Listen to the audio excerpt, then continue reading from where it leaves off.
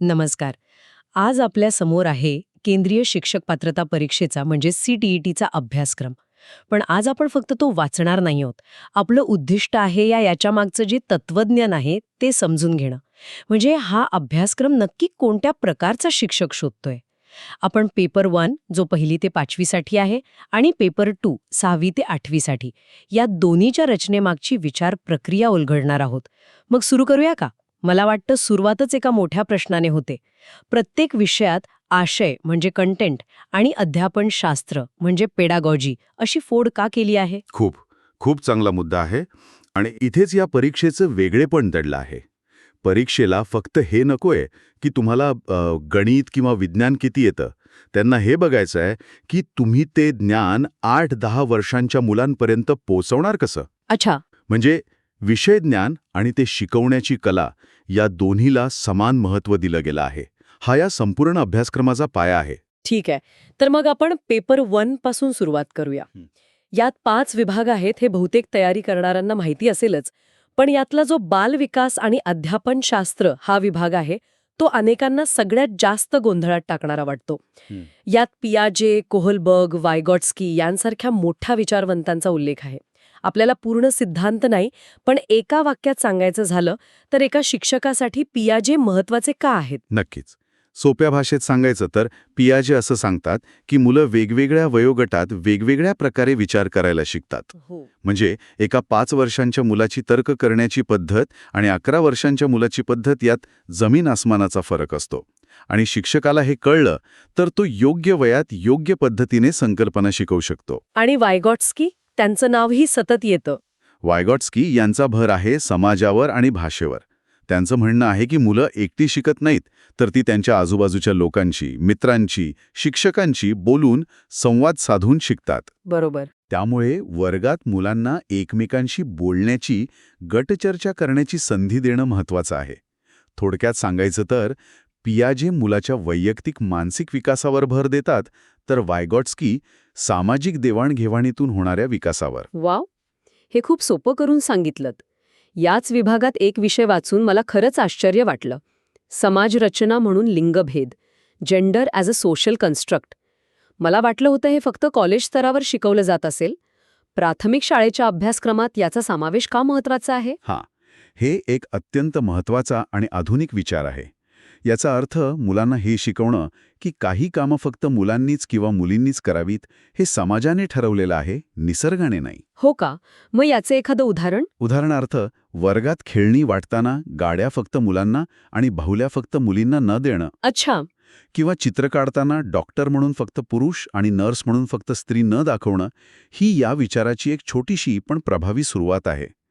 लहान वयातच ही समानता रुजवणं हा यामागचा उद्देश आहे. म्हणजे शिक्षकाची भूमिका फक्त पुस्तक शिकवण्यापुरती मर्यादित नाहीये. याच संदर्भात अभ्यासक्रमात एक ओळ आहे की मुलांच्या चुका ह्या शिकण्याच्या प्रक्रियेतील महत्वाच्या पायऱ्या आहेत. हे ऐकायला खूप छान वाटतं, पण हे इतकं प्रगतिशील का मानलं जातं? म्हणजे पारंपरिक पद्धतीत काय वेगळं होतं? कारण पारंपरिक पद्धतीत चुकीला शिक्षा व्हायची. हो. गणित चुकलं की पट्टी मिळायची. बरोबर. त्यामुळे मुलांच्या मनात चुकीबद्दल एक भीती बसायची बरोबर. आणि ते नवीन प्रयत्न करायला घाबरायचे. हां. हा नवीन दृष्टिकोन सांगतो की मूल जेव्हा चुकतं तेव्हा ते आपल्याला विचार करण्याची संधी देतं की ते असा विचार का करत आहे. अच्छा, म्हणजे त्याची विचार प्रक्रिया समजून घेण्याची संधी. अगदी. त्याची विचार प्रक्रिया कुठे चुकत आहे हे समजून घेण्याची ती एक संधी आहे. म्हणजे चूक ही विद्यार्थ्याची नाही तर ती शिकवण्याच्या पद्धतीत बदल करण्याची एक सूचना आहे. हा दृष्टिकोन शिक्षकाला जजपासून गाईड बनवतो. खरंच हा खूप मोठा बदल आहे. आता भाषा 1 आणि भाषा 2 कडे वळूया. दोन्हीमध्ये आकलन आणि अध्यापनशास्त्रावर 15-15 प्रश्न आहेत. पण यातला मुख्य फरक काय आहे? यात एक छोटा पण महत्त्वाचा तांत्रिक फरक आहे.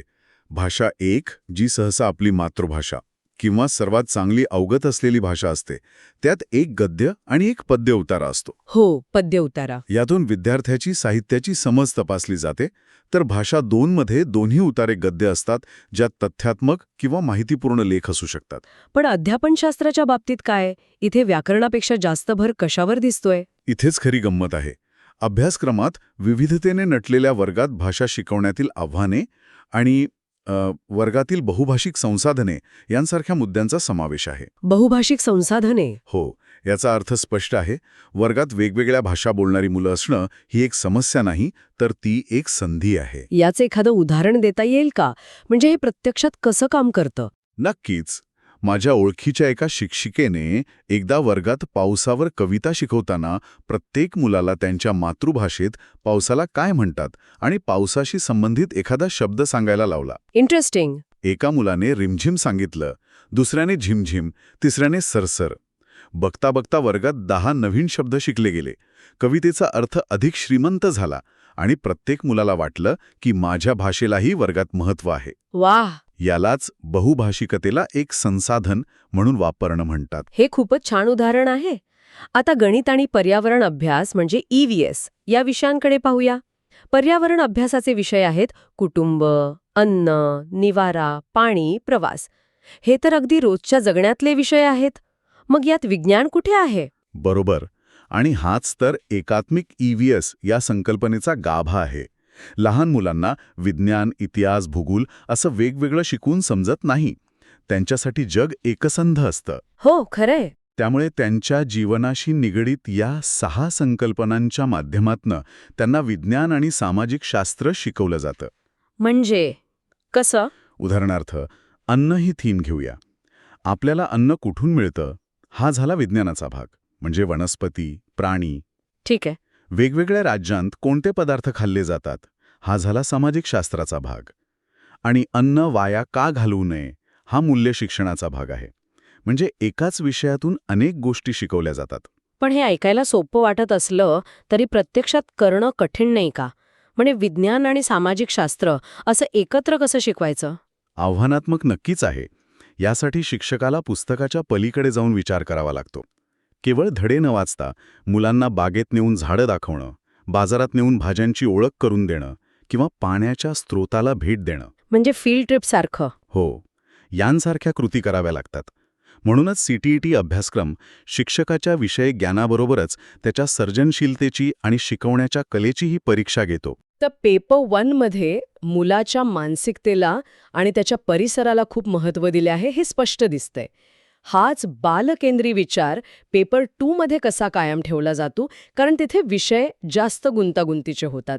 6वी ते 8वीची मुलं आणि त्यांचे विषय दोन्ही खूप वेगळे आहेत. अगदी बरोबर. पेपर 2 मध्ये हा प्रवास मूलभूत संकल्पनांवरून विषयविशिष्ट ज्ञानाकडे होतो. बालविकास आणि भाषेचे विभाग जवळपास सारखेच राहतात. फक्त आता 11 ते 14 वयोगटातील मुलांच्या मानसिकतेवर, त्यांच्या समस्यांवर लक्ष केंद्रित केलं जातं. पण खरा बदल दिसतो तो 4थ्या विभागात. हो, जिथे 60 प्रश्नांसाठी गणित आणि विज्ञान किंवा सामाजिक शास्त्र यापैकी एक पर्याय निवडावा लागतो. अधिक गणित आणि विज्ञान गटाबद्दल बोलूया. इथे काय वेगळं आहे? इथे गणितामध्ये संख्या पद्धती, बीजगणित, भूमिती असे अमूर्त विषय येतात. अच्छा. विज्ञानामध्ये अन्न, सजीव सृष्टी यासोबतच विद्युत प्रवाह आणि चुंबक यांसारख्या संकल्पना येतात, ज्या थेट डोळ्यांना दिसत नाहीत. त्यामुळे इथे अध्यापनशास्त्राचे प्रश्न म्हणजे प्रत्येकी 10 प्रश्न ते सुद्धा वेगळे असतात. ते काय विचारतात?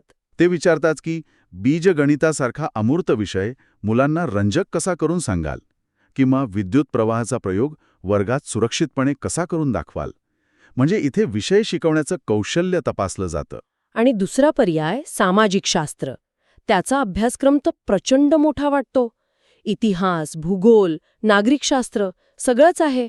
प्राचीन समाजापासून स्वातंत्र्यानंतरच्या भारतापर्यंत आणि सूर्यमालेपासून मानवी पर्यावरणापर्यंत. हा व्याप खूप मोठा आहे.